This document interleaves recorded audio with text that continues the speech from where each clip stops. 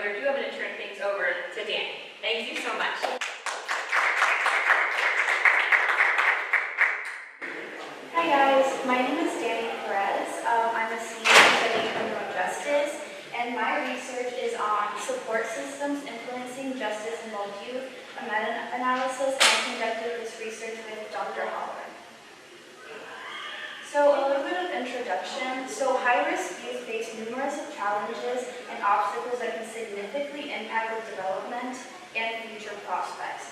A big reason why this issue is so important is because 50,000 juveniles are arrested in Texas, and we need to know what can be done about this issue.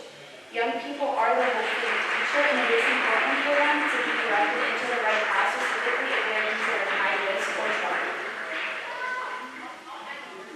So, a little bit of background. Most of the high-risk youth that are in juvenile detention centers come from broken homes, making them more likely to be inclined to commit criminal activity. Most of the youth in juvenile detention centers are also Hispanic, Latino, Black, or come from lower-income families. So they're usually around, in like lower-income neighborhoods, there could be a lot of criminal activities, but this does not mean that only Black, Hispanic, or lower-income youth commit crimes. Because that within these facilities, they do fall within these categories. Because most of these unstable environments, they usually don't have positive role models or mature adults to look up to and get advice from. Alright.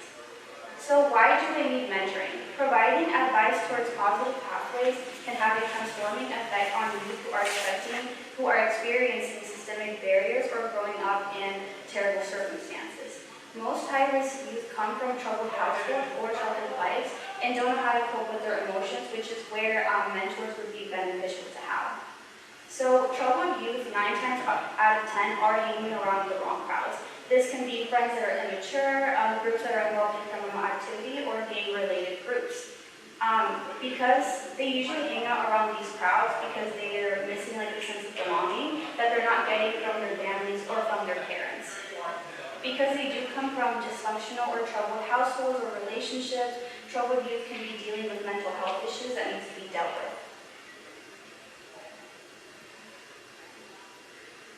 So mentors. Teenagers are going through a very important time of transition in life where fitting in, making life choices, and other important factors can be already difficult. Having someone that is more wise and has lived through these experiences can be life-changing, especially for troubled youth.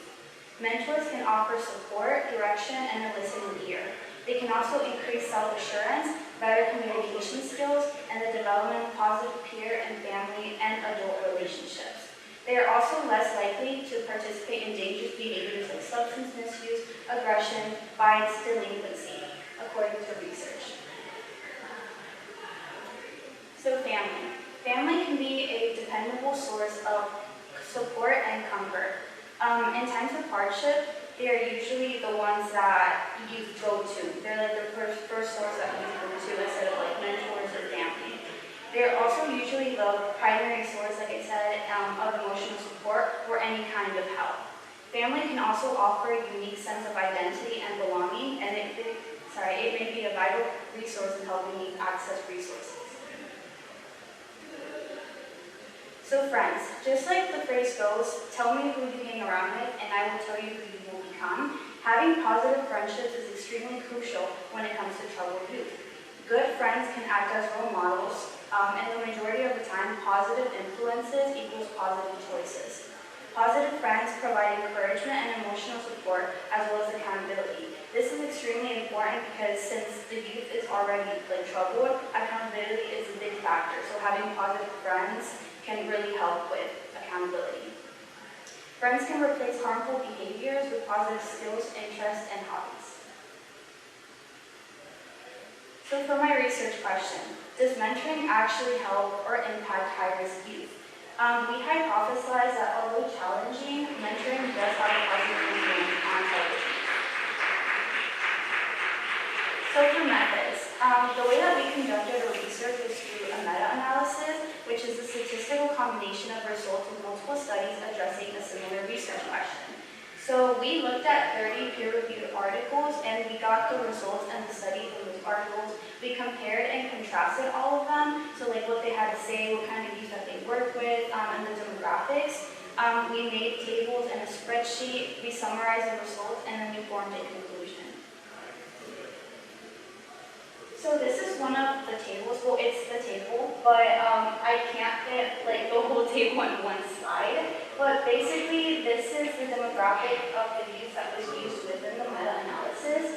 So as you can see here, it's mostly girls and boys, but some studies did just consist of girls. The age ranges were around 10 to 18 with all the studies summarized, and the ethnicities were pretty repetitive. Like I mentioned earlier, it's Hispanic, Latino, or African American, and we did have some other ethnicities. I do want to point out that from the 30 articles, only 25 of them had studies, and 5 of them were more like meta-analysis where I gathered useful information.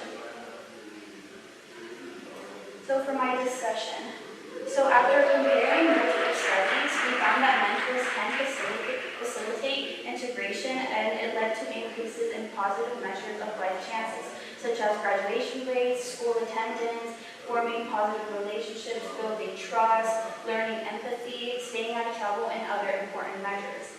Having a mentor also decreased criminal activity in most studies, and a big takeaway that I got from all the articles was that although mentoring is beneficial, consistency is the key to all of that. It is important for youth to know that mentors will show up. And a big reason for this is because, like I mentioned before, most of the youth come from dysfunctional households and troubled households, so they don't really have consistency in their life. They will have absent dads, moms, and family members coming out of the picture, so it's important for them to know that someone will show up there for them. So limitations. One of my biggest limitations was that it's really hard to find information on troubled youth because it's a sensitive group and it's a protected group. They are minors, so it's just really hard to find information, mostly since they are incarcerated. So I had to rewrite the same question on Google Scholar multiple times just to look up the articles, and obviously the limited time. So future research should consist of an actual study with primary data where researchers examine the outcome of mentoring with troubled youth. So for my acknowledgments, I wanted to acknowledge Dr. Holleran, who is a wonderful mentor. She really helped me all along the way, and this is actually my second time conducting research with her. I conducted research with her in the summer for McNair. I want to thank my friends and family for the support. I would also like to thank the mentors that mentor with me every week. So I actually do work firsthand with Troubled Youth Weekly down the street at Perez. We work at a detention facility, and since September, I think we've been working with them, and it's crazy to see how working with the kids, these are kids that some of them wanted nothing to do with us at the beginning, and they really opened up. So I got to see firsthand how mentoring really does impact them. I also want to thank the honors program for allowing me to conduct research that I am really passionate on. Thank you.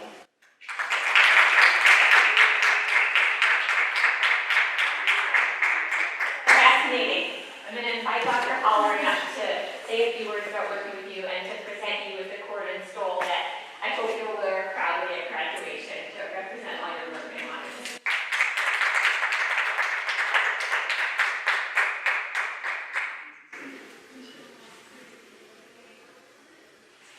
Just a couple words. Danny actually mentioned most of it. It's great to work with Danny, and we did conduct research over the summer that was, she gathered and collected data, so this was a little bit different sort of research, which was a challenge because it's a lot of reading and a lot of trying to analyze data. And Danny mentioned too, she's involved in a 2-semester internship, and she is, not only is this research, but it's something that she's passionate about, and she is there 2 times a week. She's down meeting with her mentor mentee once a week, and so she really has a passion for working with young people. So thank you for that. Congratulations. I know I have questions for you, but I'll open it up to the audience first. Are there questions for Danny?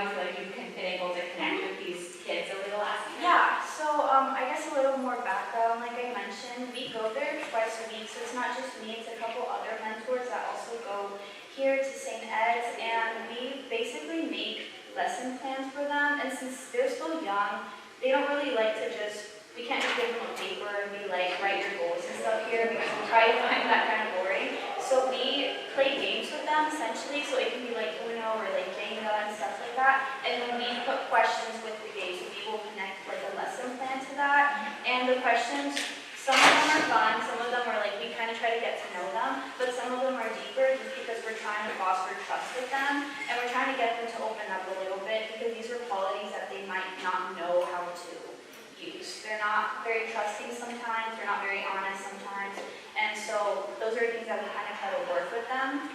We also try to do lesson plans and like goal-oriented activities, just so we kind of redirect them and let them know that like it's not too late to change their path in life. So those are some of the things that we do. Yes. What age group are you working with? So they separate them into different age groups, but I think the youngest that we've worked with was 13, and I think the oldest was 18. I think there might have been one 19-year-old maybe. Sure. No, maybe. But and then as they work with them, then they start to make form some organic relationships. And so then they're paired with an individual, and you can talk about your mentee. Yeah. So I met my mentee last semester when he was still in detention, not IC yet. So the difference between those two is like detention is kind of like jail. They're still waiting to see how long they're going to stay there or if they can go home and do their sentence. And then IC is essentially like prison, so they kind of know how long they're going to stay there. So I met my mentee, am I allowed to say how old he is? Sure. Okay, he is 16 years old. I met him in detention, so he still didn't know how long he was going to be there. And then once he was transferred over to IC, I communicated with Dr. Holler, and I think we would be a good match if I could work with him. And we were, as soon as we got the yes from his team and his parents and everything, and all the papers were signed, I started to work with him, and that's how it's been going so far. I make lessons plans for him, and I'm focused on what he needs specifically. So if he needs more help with school, let's say for example, then I'll make a lesson plan for that. But if he needs more help with trusting, or he needs to learn more empathy or how to care for others, then I will make lesson plans based on that. And I meet with him once a week. Yes. If you were to continue doing research, what would be like the next research question you propose? That's a good question. I think that I would propose maybe, I like thought about this for a little bit. I don't know if this is a good answer, but how to work with kids that are more difficult to work with, because not all the time, like there's a lot of kids that I work with whenever I go there, we work in a group, that have so much potential, but it seems like there's always something stopping them from like opening up, or they're not like focused. So I guess the research question that I would do is like, what other alternatives besides mentoring, or just something more focused that can be done about, or that can help that specific youth that is a little bit more harder to work with. Because there's some of them that are like just dive in directly, and it's really easy to work with them, and then there's some that are a little bit more closed off. So sometimes it's a little hard.